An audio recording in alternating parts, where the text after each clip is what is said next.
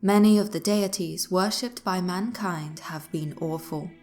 Not only are their mythologies filled with conflict and aggression, but also the practices of their followers.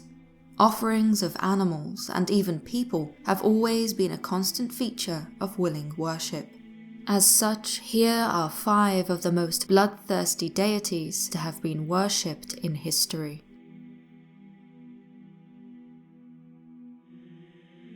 In Norse tradition, the deity Odin has many titles. He is the greatest of all the gods, but is also known as a god of wisdom, the god of the spear, and the father of magical songs. Of his many titles, it is the name Voldgauga, ruler of gallows or the god of the hanged, which has earned Odin a bloodthirsty reputation amongst his followers. According to Norse mythology, Odin hanged himself on the great tree of Yggdrasil. He intended to end his life in pursuit of wisdom, so that he may travel to the underworld to learn the secrets of the dead. However, death did not greet the great ruler of gods immediately. Rather, Odin hung from the windswept tree for 9 long nights. He suffered with no water or food to nourish him, and was pierced with a spear. This was Odin's sacrifice, an offering to himself. Eventually he died, in pain and alone. In the underworld, Odin discovered the occult wisdom of the dead. Resurrected soon afterwards, he was able to continue his relentless search for knowledge, armed with the underworld's secrets. Amongst Odin's followers, this death scene was replicated by men in the sacrificial grove of Uppsala in modern-day Sweden. Writing of this holy grove, the 11th century historian Adam of Bremen described how he witnessed many human bodies hanging dead in the grove. All of the sacrificial victims had been pierced with a spear, a symbol of dedication to the greatest of gods, Odin. It is believed that such crimson sacrificial festivals were held in honor of Norse gods 4 times a year, in line with the changing of the seasons. Additional sacrifices may have also been made in times of crisis, in the hope that the one-eyed god of battle, Odin, would have mercy on mankind.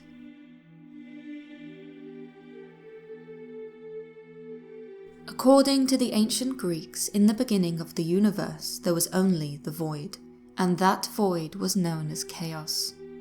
Soon after came the primordial deity Gaia. The personification of nature and the earth, Gaia gave birth to the sky, known as Uranus. Uranus soon took Gaia as his mate. From this incestual union came the Titans, the second generation of divine beings who were destined to have a great effect on the universe. But Uranus was hateful and feared that the Titans would one day overthrow him. So he stuffed his children back into the womb of Gaia to ensure that they would never see the light. Gaia begged her children for help, but all were afraid of their almighty father, all except for the youngest, Cronus. Cronus was ambitious and refused to allow his father to reign as tyrant for much longer. One night, this young titan took hold of a great sickle and used it to unman his father and release his siblings from their imprisonment. With this savage act, the Titans became rulers of the universe, with Cronus as their king. As king, Cronus took his sister Rhea as his wife and began to father children of his own. Yet Cronus worried that he would meet the same fate as his own father at the hands of his offspring. Devious and paranoid, he thought of a better plan to imprison his children. As all divine beings were immortal and could not be killed, he decided that he would eat them whole as soon as they were born, to imprison them forever in his stomach. 5 children were born and devoured by their father in sight of their mother.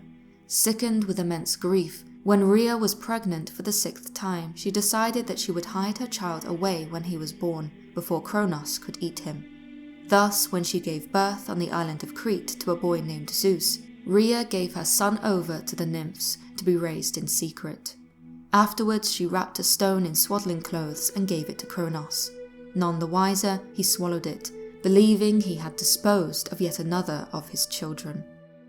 When he was full grown, Zeus returned to force his brothers and sisters forth from his father's stomach. the cycle of bloodshed, first started when Cronus had freed the Titans, had come full circle. Zeus slashed open Cronus' belly, releasing his siblings. Cronus' children, who were called the gods, then entered into 10 years of civil war against their father, who was a feared and respected ruler. Eventually, the child-devouring Cronus was overthrown, and Zeus made king of the universe. His first act was to bound his father in the underworld, with hundred-handed giants serving as his prison guards.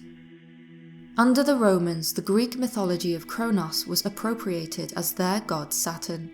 Stepping out from the pages of folklore, Saturn was believed to be the bringer of a golden age, who gave peace and stability whilst he reigned in Rome. As such, the Romans honoured Saturn with as much, if not more, blood than he had shed. Saturnalia, a Roman festival held around Christmas time, was celebrated with wanton debauchery and sacrifices. It is thought that humans were amongst those given to Saturn for his blessing. In the time of the Roman Empire, this bloody festival incorporated a 10-day gladiatorial tournament. Those warriors defeated in the contest were offered unto Saturn. In Africa, Cronus continued to be worshipped under another, even more menacing face. During the time of Roman occupation, a North African cult rose which fused Saturn with other malevolent deities. This new deity demanded that children should be given to him for his blessing. These grisly rituals were practiced for hundreds of years until the 4th century AD.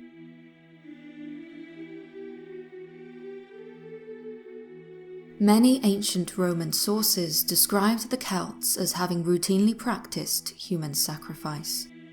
Strabo, a Greek historian of the Roman Empire, recalled how, when the Romans assaulted the Celtic stronghold of Anglesey in the British Isles, the altars were soaked with human blood.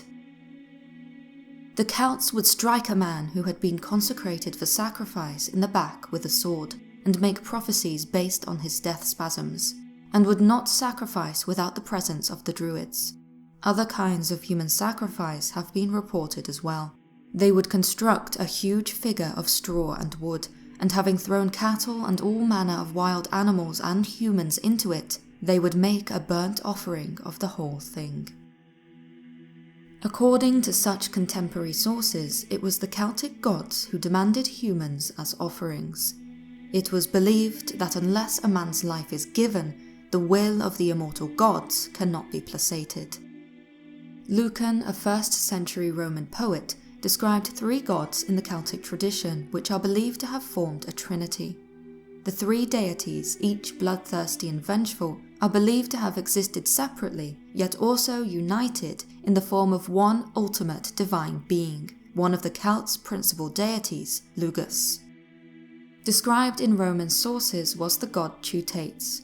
One part of the Celtic trinity, he was a protector of tribes, and often identified as a god of war in classical sources. The Celts would drown prisoners and captives in his name, in the hope of invoking his protection. Another of the trinity was Taranis, a warlord of the sky. For this deity, the Celts would burn their captives and prisoners upon altars. Finally, there was Zeus.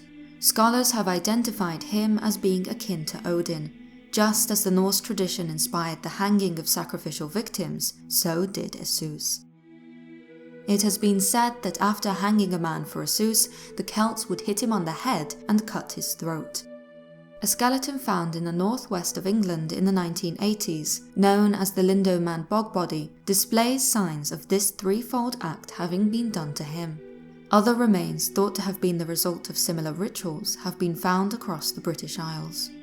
Such physical evidence suggests that far from being simply the slander of biased Roman sources, the Celts did indeed perform sacrificial rituals to appease bloodthirsty deities. In the words of Julius Caesar, it is judged that the punishment of those who participated in theft or brigandage or other crimes are more pleasing to the immortal gods. But when the supplies of this kind fail, they even go so low as to inflict punishment on the innocent.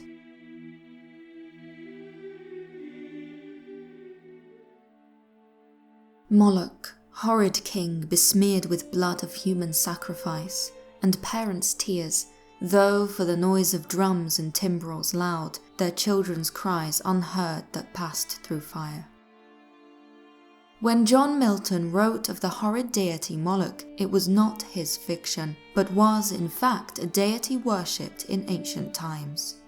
Moloch was a god of the Canaanite people who lived in the Levant region of the Middle East. For this divine being they built a giant bronze idol. At its base a large fire was lit. Children were then passed through the fire, as it was then known euphemistically. The cult of Moloch was so prolific that reverence of him expanded and even became associated with the Semitic god of the Old Testament. The offering of children to Moloch was so widespread that the Old Testament of the Bible warns and admonishes people many times to stop them from reveling in this most vile of sins. And thou shalt not let any of thy seed pass through the fire to Moloch, neither shalt thou profane the name of thy God. I am the Lord. And I will set my face against that man, and will cut him off from his people, because he hath given his seed unto Moloch, to defile my sanctuary, and to profane my holy name. Despite the many prohibitions scattered throughout Leviticus, people continued to make offerings to the cult of Moloch. Even Solomon was said to have built a temple to him in Jerusalem. The act of offering children to Moloch survived for hundreds of years, even into the Roman era. It has been reported by contemporaries from the time of the Punic Wars that the Carthaginians worshipped a Moloch-like figure in the form of Baal-Hamon, who received children upon fires set at his idol's feet. For whatever reason, it seems that for ancient peoples there was something inexplicably attractive about worshipping this abomination.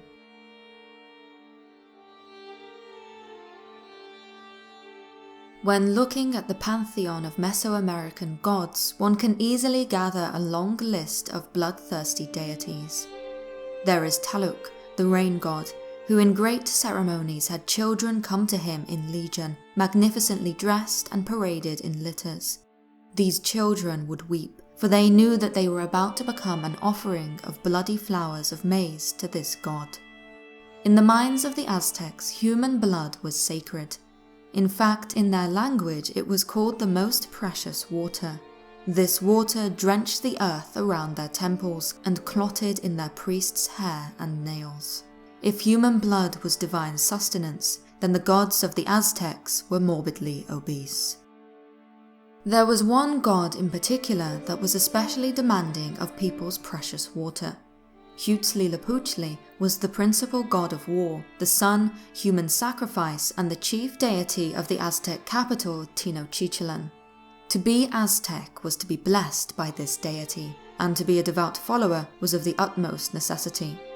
As the Aztecs were a warlike civilization, receiving the blessing of the god of war meant that they could be fierce and fanatical warriors, able to win most confrontations. This also meant that with each new victory, they had to nurture the great Huitzilopochtli with yet more precious water. During a war with one of their northern subjects, the Aztecs captured thousands of slaves, men, women, and children, who were bound and forcefully marched to the capital. Upon arriving, the captives were greeted by a priest with a smile, who told them that they had been chosen for a special honor. They were to be sacrificed in a ceremony to inaugurate their new temple to Huitzilopochtli. 20,000 people died in the opening ceremony alone. Burial pits were uncommon in the Aztec capital, as the population tended to follow any mass sacrifice with a great feast. Men were, after all, the food of both gods and victors. Thank you for watching. If you enjoyed, don't forget to like and subscribe for more. You can also watch another of my videos suggested on screen now. Remember, the more you know, the more there is to fear.